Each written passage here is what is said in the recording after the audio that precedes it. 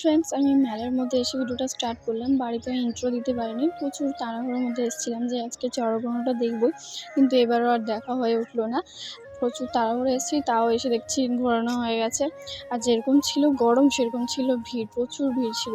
তো এসে আমি দেখছিলাম কাঠের মালা, কাঠের তুলসীর এই মালাগুলো দেখছিলাম, কিন্তু পছন্দ হলো না, তাই নেওয়া হলো না। তারপরে দেখো চড়ক গাছ, আর বিশাল বড় মাঠ, আর প্রচুর ভিড়, মানে যেদিকে তাকাচ্ছি খালি লোক আর লোক।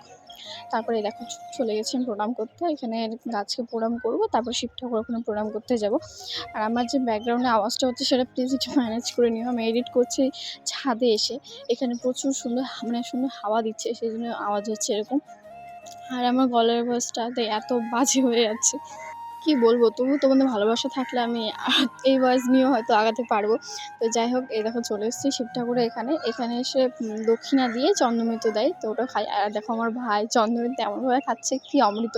খেয়ে এসে বলছে, মা দিদি এটা কী খেলাম। তারপরে ওখান থেকে একটু প্রসাদ দিয়েছিলো, সেই প্রসাদ খেয়ে আমরা খুব হাসাহাসি করছিলাম। আর এই দেখো ফুচকা, আমি ফুচকা খাওয়ার সময় কেউ ভিডিও করেনি, আর বুনু খাচ্ছিলো, সেই টাইমে ভিডিও করেছি। আর বেশিক্ষণ আমরা মেলায় থাকিনি, যে গরম ছিল। ফুচকা খেয়ে, আইসক্রিম খেয়ে আর রোল নিয়ে আমরা বাড়ি চলে এসেছিলাম। আর ও বাড়ির জন্য কিছুটা বাদাম নিচ্ছিলো, আর আমাদের আইসক্রিম শেষ হয়ে গেছে, ভাইয়ের আইসক্রিম শেষই হচ্ছিলো না। বললাম যে তাহলে আমি শেষ করে দিচ্ছি। তারপরে ভাইদেরকে বাড়ি পৌঁছে দিয়ে আমরাও বেরিয়ে পড়েছি। তো ভিডিওটা ভালো লাগলে লাইক, কমেন্ট, শেয়ার, আর যারা নতুন হচ্ছে প্লিজ সাবস্ক্রাইব করে দিচ্ছি।